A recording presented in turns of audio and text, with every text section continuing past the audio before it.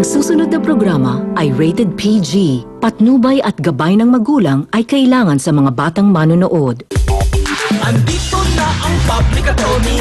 Ang nais ko lamang madinig sa bawat panig ng katarungan, ihahatid ay pawang katotohanan, Gasawa ka nga, tinambak mo rin sa amin. Anong klase nina ka? Eh, nag-GGRO ka? buong katotohanan, Mga mukha kayo mga imburnal daw, mga patay guto, mahirap. Kung sinungaling ka, Hindi nila pa rin ito kaya. Ang asawa mong pogi nga, wala namang pera. Pala mukha mo, mamalandi ka. Ang ebidensya. Ang nanay mo, mga palamanin ko lang kayo. sisiligan to ng katarungan, ihahatid ang katotohanan. Teka, ano ang problema? Baka makatulong ang programa. Halika, sige na, halika, sige na, ilabas mo na. Ilatag nga ang issue, maghanda ka na rin ng tissue. May dramahan, may iyakan, may bangayan pa minsan-minsan. Bigyang solusyon, alitang polusyon, pumili na ng iyong posisyon. Sino ang kaaway? Sino ang nadamay? Ayusin na ang problema sa buhay. Dito na ang public attorney, hindi tayo magsisisiligan to ng katarungan. Ihahatid ang katotohanan. anong gusto mo? Asunto, areglo. Tigilan niyo na ho yung pamamalimos niyo. Gusto ko ito. Sanayin ako dito. Problema niya. Huwag po kayo umiyak na Ihingi sana ako ng konting pagkain. Baka may natira pa kayo. Kasi, naubusan ako ng pagkain sa bahay. Hindi na maganda yan. Pinagdadamutan po kayo ng anak niyo. Pambihirang buhay naman to. Magtipid-tipid ka naman. Aba, hindi ba pwedeng tumulong-tulong yan dito? Magtinda siya sa palengke. Maghanap siya ng pagkakitaan. Pamalimos siya.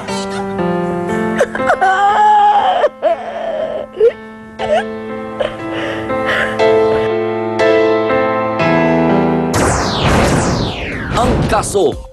Support. Kapitbahay na nagmamalasakit. Inireklamo kanya mga kapitbahay na minamaltrato raw ang kanilang inang senior citizen na. Tara kapatid, usisain natin yung storyang yan ngayong araw.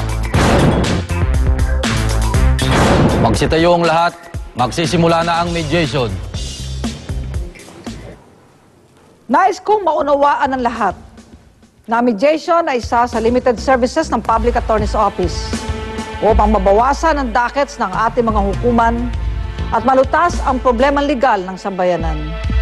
Mangyaring maupo na po ang lahat. Ang nais ko lamang mapakinggan sa sandaling ito ay pawang totoo. Walang labis, walang kasinungalingan. Ang nagrereklamo, Ang nagrereklamo. Shine Del Castillo, 25 taong gulang mula sa Sampaloc, Manila City.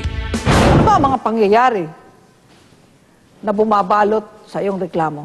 Nirereklamo ko pa yung babae na yun dahil po pinapabayaan po yung nanay niya nagmamalimos. Palimos po. Pwede pong makahingi ng konting tulong po. Nagugutom na lang itong aking mga apo. Salamat po.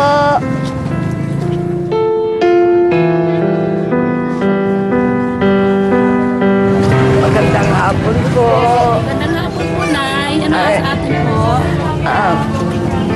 Pwede pong makahingi ng konting Salaysay mo, ano yung mga nakita mo, nadinig mo, nasaksihan mo, na di umano ay pang-aapi niya sa kanyang Nanay, nanay? Ilang taon na yon? 62 years old po. 62 years old. So, senior citizen na. Opo. Anong nakita mo? Pinapabayaan niya lang po magmalimos kasama yung dalawa niyang anak. Saan nagpapalimos? Minsan po sa Quiapo. Gumagawa ka ng kwento, Nakita ba siya. ang dalawang Hindi ko inaano nanay ko. Ba't umuubo ka pang madyong kung binabantay mo na? Nanay ko Minsan yun, po sa Shay. Quiapo po, nagsisimba kami. Pati Nakita anak ko, po siya. dinadamay mo. Ilang taon yung mga Huwag mo batang ano yung kasamang nanay ko, pamalimos? Shine.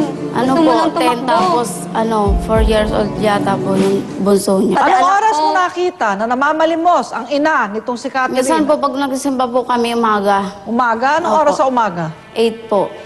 Mauna ka na, salamat. Nay, ba't po kayo nandito? Ano pong ginagawa niyo rito, Nay? Anong ginawa mo nang makita mo yung dalawang bata at ang nanay niya na namamalimos? Tinanong ko po lang siya bakit dito sila. Nagmamalimos daw po. Anong suot ng mga bata na nanay ko. namamalimos? Pambahay po, mukhang pulubi talaga. Naka-shorts? Opo. Babae ba itong mga Walang bata? kwento Puro lang lalaki yan, po. Shine. Puro lalaki. Hindi ko Baka inaano umagang nanay kwento. ko. Anong Ayaw suot anak ng kanyang ko. nanay nung namamalimos? Ano po, yung mabaho po ayaw niya kasi bihisan. Minsan po, Binibihisan ko nanay ko, Shine. Damit. Ilang beses mo nakitang namamalimos? Marami na rin pong beses. Matagal Tapos mo na bang kakilala sila? kapitbahay ko po talaga Ah, sila. kapitbahay mo. Tapos pag may pagkain po, pinagtataguan nila mag-asawa.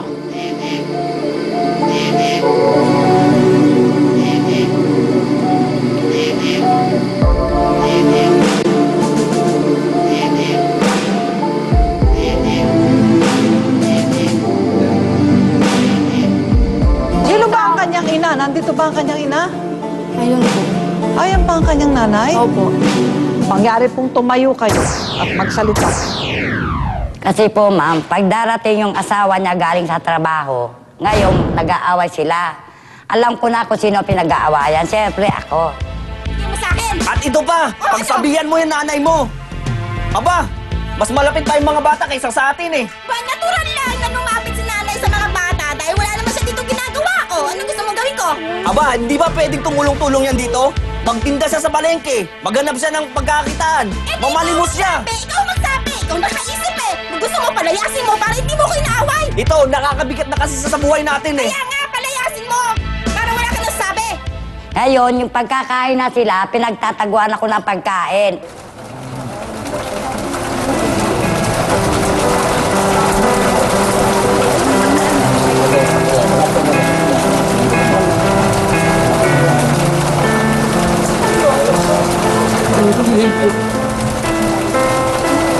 Eh, naririnig naman nila.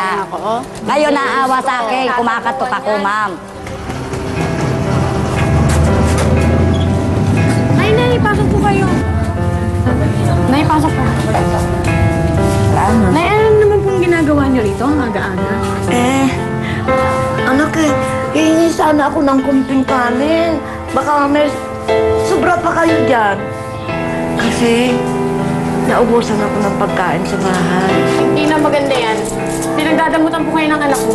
Alam ko hindi. Baka sadyang naubos lang. Baka kinulang lang yung niluto nila, anak. Sige na, upo na lang po kayo. Paghahainin ko na lang po kayo ng pagkain. Bibigyan naman ako ng pagkain. Pagkakain ko, ma'am, hingi akong pamasahe. Sasama ko yung dalawa niyang anak, mamamalimos kami. Sa Quiapo, sa Cubao, tsaka sa Baclaran. Ma'am, alam niya, namamalimos ako. Sasabihin niya, hindi ako namamalimos. Yan, ma'am, eh. Ang anak ko, ma'am. Walang kwentang anak yan, ma'am. Hindi magandang ugali niyan.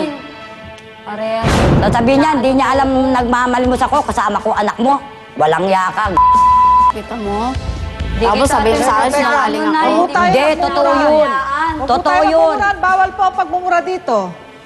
Totoo yun, totoo yun. Nay, bakit po kaya pinapayagan niya kayo na mamalimos? Kasi po, pag nagugutom po ako, siyempre nangingi po ako. Eh, nahiya naman po ako parating nangingi sa kanila ng pagkain.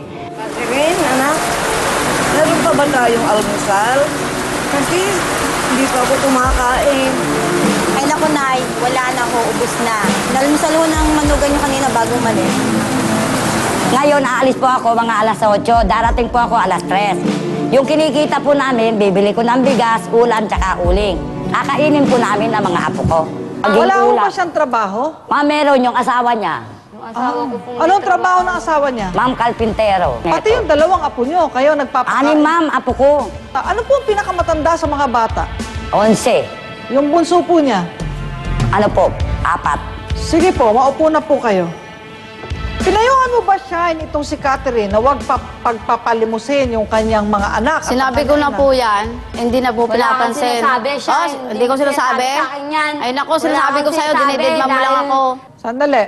Aling Esperanza, ilan po ba ang anak ninyo? 2. Ma'am, yan ang bunso ko. Wala pong trabaho yung panganay niyo? Wala po. So, pwede lang kumalinga sa inyo ay si Catherine. Apo. Aling Esperanza, naging mabuti ka bang ina dito kay Catherine? Ma'am, parang... Ma'am, parang nagkasakit ako ng ma'am, yung nalulugas ang buhok.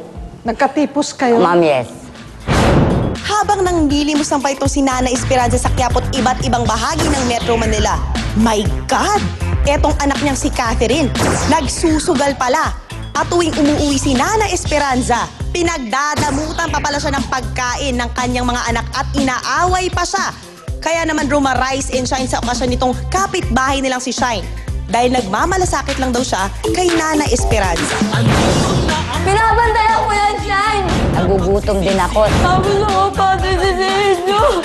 Makaranas kang magutom. Sabi nitong si Catherine, pinabayaan mo siya. Hindi ka magsisisi, liga to ng katarungan. Ihahatid ang katotohanan.